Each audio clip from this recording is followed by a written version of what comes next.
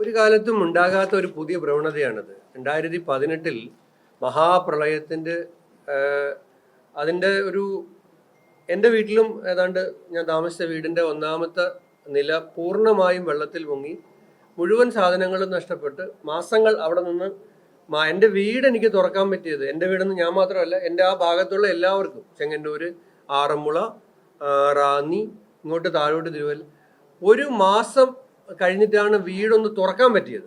വീട് തുറന്നു കയറുന്ന ഇപ്പോഴും അനുഭവം എൻ്റെ മനസ്സിലുണ്ട്. കതക് വളരെ പ്രയാസപ്പെട്ട് തുറക്കുമായിരുന്നു. കാരണം ചെളി വന്ന് അടിഞ്ഞത് കാരണം കതക് തുറന്നകത്ത് കയറുമ്പോൾ ചത്ത പാമ്പുകളെ അടക്കം വീടിനകത്ത് കണ്ടതാണ്. അപ്പോൾ ആ സന്ദർഭത്തിലൊന്നും അത്രയധികം ആളുകൾ മരണപ്പെട്ട് അത്രയധികം നാശനഷ്ടങ്ങളുണ്ടായ ഒരു മഹാപ്രളയം ഉണ്ടായിട്ട് പോലും അന്നൊന്നും അതിൻ്റെ ഒരു ഘട്ടത്തിലും ഗവൺമെന്റിനൊപ്പം നിൽക്കുക എന്ന് പറഞ്ഞാൽ അന്ന് ഗവൺമെന്റിനൊപ്പം നിന്നത് ജനങ്ങൾക്കൊപ്പം നിൽക്കുക എന്നുള്ളത് തന്നെയാണ്.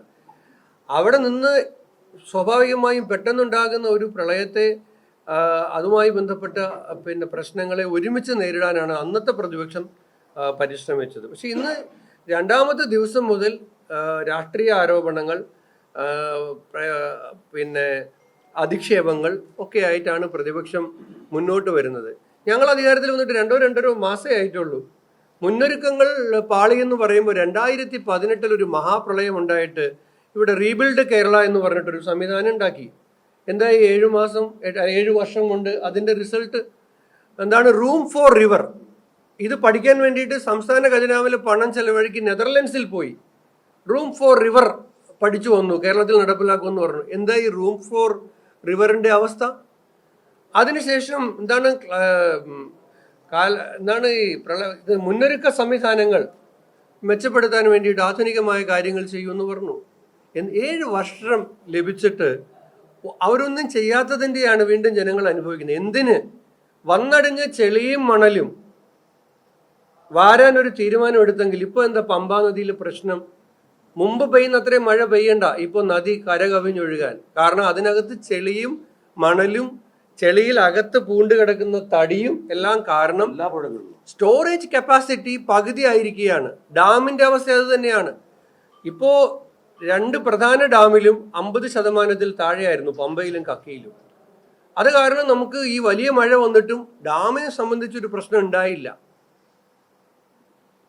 പക്ഷെ ആ ഡാമുകളിലടക്കം ഈ പറഞ്ഞ ചെളിയും മണലും വാരി സ്റ്റോറേജ് പഴയതാക്കി നിലനിർത്താനുള്ള നടപടി പോലും 7 വർഷം ഒരു പ്രളയത്തിന് ശേഷം ലഭിച്ചിട്ടും ഒന്നും ചെയ്യാത്ത ആളുകൾക്ക് 2-2.5 മാസമായ ഒരു ഗവൺമെന്റിനെ ഒരു പ്രളയമുണ്ടായ രണ്ടാമത്തെ ദിവസം വിമർശിക്കുന്നതിൻ്റെ ഔചിത്യം അവർ പരിശോധിക്കേണ്ടതാണ്.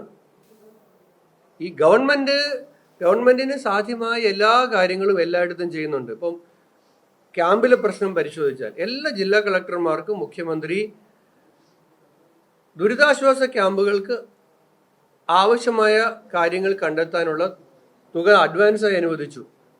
അത് തഹസിൽദാർമാർക്ക് കൊടുത്തു. പഞ്ചായത്തുകൾക്ക് അതിനുള്ള അവകാശങ്ങൾ കൊടുത്തു. വില്ലേജ് ഓഫീസർമാരോട് ആദ്യം സപ്ലൈകോയിൽ നിന്ന് സാധനം വാങ്ങണമെന്നായിരുന്നു പഴയ ഒരു ഉത്തരവ്. ചിലപ്പോൾ രാത്രിയിൽ തുടങ്ങുന്ന ക്യാമ്പിൽ സപ്ലൈകോ രാത്രിയിൽ ഉണ്ടാകണമെന്നില്ല. ലോക്കൽ പർച്ചേസ് നടത്തിക്കോ, പണം ഗവൺമെന്റ് റീഇംബേഴ്സ് ചെയ്ത് കൊടുക്കും എന്ന് പറഞ്ഞതടക്കമുള്ള കാര്യങ്ങൾ ചെയ്തിട്ടുണ്ട്. അപ്പോൾ സമ്പത്ത് ഒരു പ്രശ്നമല്ല. അപ്പം എല്ലാ കാര്യങ്ങളും, പിന്നെ അസാധാരണമായ സാഹചര്യം, അസാധാരണമായ മഴ ഒക്കെ ഉണ്ടാകുമ്പോൾ ഉണ്ടാകുന്ന ചില ഒറ്റപ്പെട്ട പോരായ്മകൾ ഉണ്ടാകും.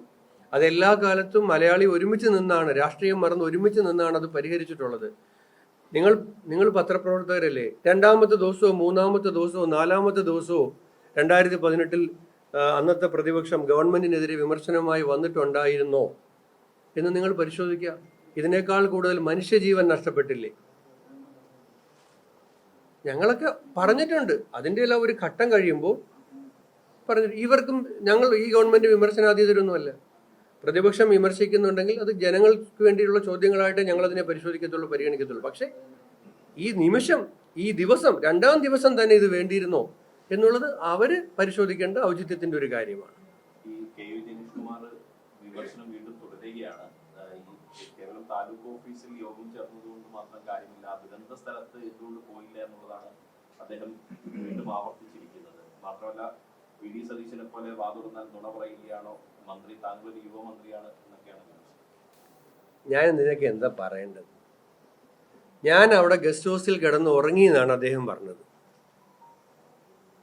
ഞാൻ അവിടെ 1-ാം തീയതി ചെന്നതാണ്. ഞാൻ അവിടെ 1-ാം തീയതി ചെന്നു. ഞാനും അദ്ദേഹവും കൂടെ ദുരിതാശ്വാസ ക്യാമ്പുകൾ സന്ദർശിക്കുന്നതിൻ്റെ ചിത്രമാണിത്.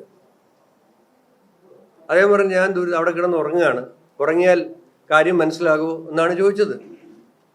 ഞാനും അദ്ദേഹവും കൂടെ കോന്നി അസംബ്ലി മണ്ഡലത്തിലെ ദുരിതാശ്വാസ ക്യാമ്പുകൾ ഞങ്ങൾ ഒരുമിച്ച്, ഞാൻ അദ്ദേഹത്തെ അങ്ങോട്ട് വിളിക്കുകയായിരുന്നു, അദ്ദേഹം എന്നെ ഇങ്ങോട്ട് വിളിച്ചല്ല.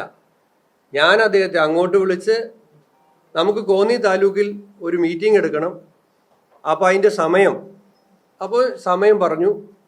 ഈ സമയം ഞാൻ പറഞ്ഞു ഞാനിപ്പോൾ തിരുവല്ലയിലേക്ക് പോവുകയാണ്, തിരുവല്ലയിൽ എനിക്ക് ദുരിതാശ്വാസ ക്യാമ്പുകൾ സന്ദർശിക്കണം, വെള്ളം കയറിയ സ്ഥലങ്ങൾ കാണണം, തിരുവല്ല താലൂക്ക് ഓഫീസിൽ ഒരു മീറ്റിംഗ് എടുക്കണം.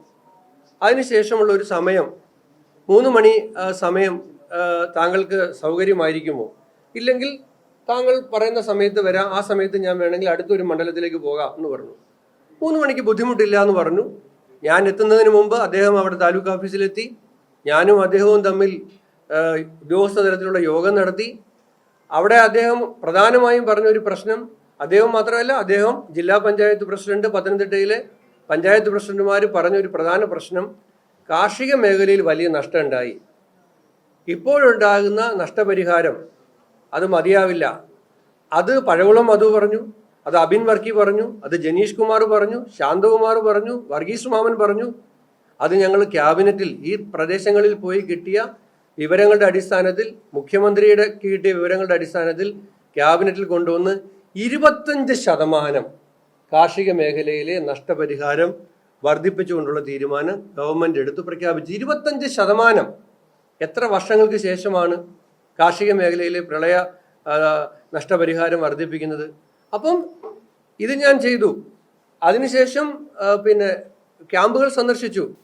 പിന്നെ നിങ്ങൾ എല്ലാവരും മനസ്സിലാക്കേണ്ട ഒരു കാര്യം, അവിടെ വലിയ ആശങ്കയുണ്ടായിരുന്ന സ്ഥലം, കോന്നിയിൽ 3 സ്ഥലത്ത് പിന്നെ ഉരുൾപൊട്ടലുണ്ടായി.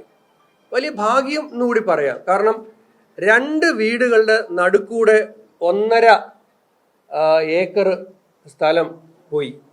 2 വീടിന്റെ നടുക്കൂടെ പോയി. അത് അപ്പുറത്തോട്ടോ ഇപ്പുറത്തോട്ടോ മാറിയെങ്കിൽ 2 വീട് പോകുമായിരുന്നു. പക്ഷെ അവിടെ ഭാഗ്യത്തിന് അങ്ങനെ ഒരു നാശനഷ്ടം ഉണ്ടായില്ല. നടുക്കൂടെ പോയത് കാരണം, അല്ലെങ്കിൽ ആളപായം ഉണ്ടായില്ല. പക്ഷെ റാന്നിയിലും ആറന്മുളയിലും താഴെ തിരുവല്ലയിലും 100 കണക്കിന് ക്യാമ്പുകളിൽ ഏതാണ്ട് 6000-ഓളം ആളുകൾ നിൽക്കുന്ന ഒരു സാഹചര്യം. വീണ്ടും ആളുകളെ റെസ്ക്യൂ ചെയ്ത് ക്യാമ്പുകളിൽ എത്തിക്കേണ്ട ഒരു സാഹചര്യം. ആളുകൾ വിളിച്ചുകൊണ്ടിരിക്കുകയാണ്. നമുക്ക് NDRFന്റെ ഫോഴ്സിനെ അധികം കൊണ്ടുവന്നു. അവിടെ എറണാകുളത്തുനിന്നും പാലക്കാട് നിന്നും തിരുവനന്തപുരത്തു നിന്നും ഫയർഫോഴ്സിന്റെ അഡീഷണൽ ടീമിനെ കൊണ്ടുവന്നു. കൂടാതെ ഞാൻ വ്യക്തിപരമായി എൻ്റെ പ്രദേശത്തുകാരായ, എൻ്റെ ജില്ലക്കാരായ കൊല്ലത്ത് നിന്നും 14 മത്സ്യത്തൊഴിലാളികൾ വന്നു. രാത്രിയിൽ അവർ പോയിട്ട് 100 കണക്കിന് ആളുകളെ റെസ്ക്യൂ ചെയ്ത് ക്യാമ്പുകൾ കൊണ്ടുവന്നു. രാത്രികളിൽ മുഴുവൻ ആളുകൾ വിളിക്കുകയാണ്. വൈദ്യുതി ഇല്ലാത്ത സാഹചര്യമാണ്. ആ സമയത്താണ് റെസ്ക്യൂ നടത്തേണ്ടത്. ഈ കാര്യങ്ങൾ ചെയ്തുകൊണ്ടിരുന്നത് കൊണ്ട് അവിടെ നിന്നു, നിങ്ങളിവിടെ മാധ്യമപ്രവർത്തകരുണ്ടല്ലോ, ഞാൻ ഏത് ചാനലിൻ്റെ പേരൊന്നും പറയുന്നില്ല, 12 മണിക്കും 1 മണിക്കും 2 മണിക്കും 3:30 മണിക്കും 4 മണിക്കും എൻ്റെ ബൈറ്റ് എടുത്തവരുണ്ട് അവിടെ വന്ന്. അവരാരും ഉറങ്ങിയിട്ടുണ്ടായിരുന്നില്ല. മാധ്യമപ്രവർത്തകർ, ഞങ്ങളും ആരും ഉറങ്ങിയിട്ടുണ്ടായിരുന്നില്ല. അപ്പോൾ ഞാൻ ചോദിക്കുന്നത്, ഈ മനസാക്ഷിയുള്ള ഒരാൾ പറയൂ ഞാൻ അവിടെ കിടന്ന് ഉറങ്ങിയതാണെന്ന്? എന്ത് വൃത്തികെട്ട രാഷ്ട്രീയമാണിത്? ഈ സമയത്ത് തന്നെ വേണോ? ഇതിന് എന്ത് മെച്ചമാണ് കിട്ടാൻ പോണത്? ഒരിക്കലും ചെയ്യാൻ പാടില്ലാത്തതാണ്. നമ്മൾ മുഴുവൻ, ഞാനവിടെ റാന്നിയിലെ മീറ്റിംഗ് എടുത്തു, കോന്നിയിലെ മീറ്റിംഗ് എടുത്തു, ആറന്മുള മീറ്റിംഗ് എടുത്തു, തിരുവല്ലയിലെ മീറ്റിംഗ് എടുത്തു, ദുരിതാശ്വാസ ക്യാമ്പിൽ പോയി, പ്രളയമുണ്ടായ സ്ഥലത്ത് പോയി, എല്ലായിടത്തും പോയി. അതിനു മുമ്പ് ഷിഗല്ല ഒരു കേസ് റിപ്പോർട്ട് ചെയ്തു. അദ്ദേഹം എനിക്ക് ഒരു കത്തയച്ചു.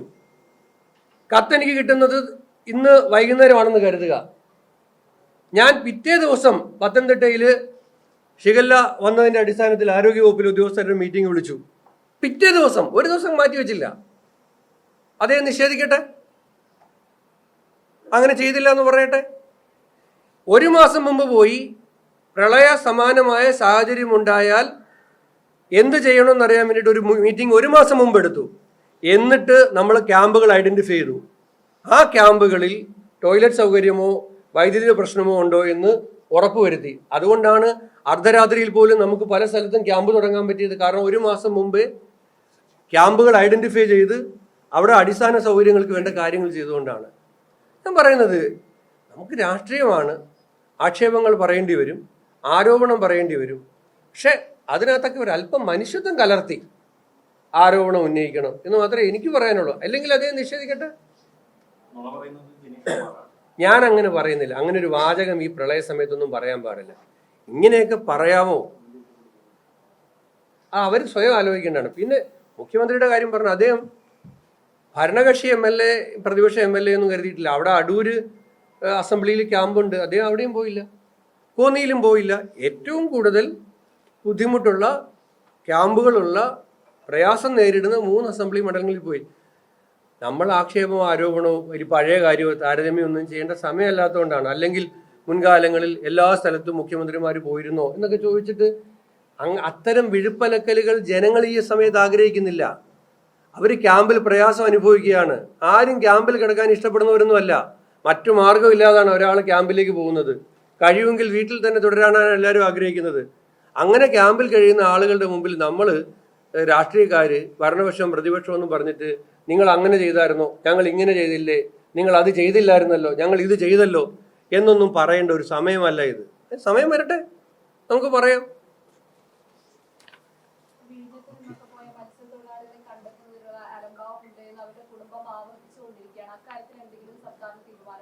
ഇല്ല, സർക്കാരിന്റെ തീരുമാനമുണ്ട്. സർക്കാർ അവരുടെ തെരച്ചിൽ സംവിധാനങ്ങൾ കൂടുതൽ ശക്തമാക്കിയിട്ടുണ്ട്. അവരുടെ പരാതികൾ കേട്ടിട്ടുണ്ട്. അവരിന്ന് രാവിലെയും മാധ്യമങ്ങളുമായി സംസാരിക്കുന്ന ഞാൻ കണ്ടു. അത് ഊർജിതമായി വിഴിഞ്ഞത്ത് തെരച്ചിൽ നടക്കുന്നുണ്ട്, നീണ്ടകരയിലും തെരച്ചിൽ നടക്കുന്നുണ്ട്. ദൗർഭാഗ്യകരമായ സാഹചര്യത്തിൽ വരെ ലഭിച്ചിട്ടില്ല. കിട്ടുമെന്നാണ് നമ്മൾ പ്രതീക്ഷിക്കുന്നത്. അതിനുള്ള തെരച്ചിൽ ഊർജിതമാക്കുകയാണ്.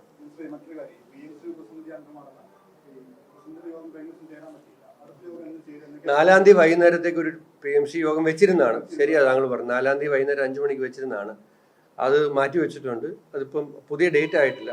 ശരി, ആ മീറ്റിംഗ് കഴിയുമ്പോൾ റിപ്പോർട്ട് കൊടുക്കാമെന്ന് കഴിയുമെന്നാണ് വിചാരിക്കുന്നത്.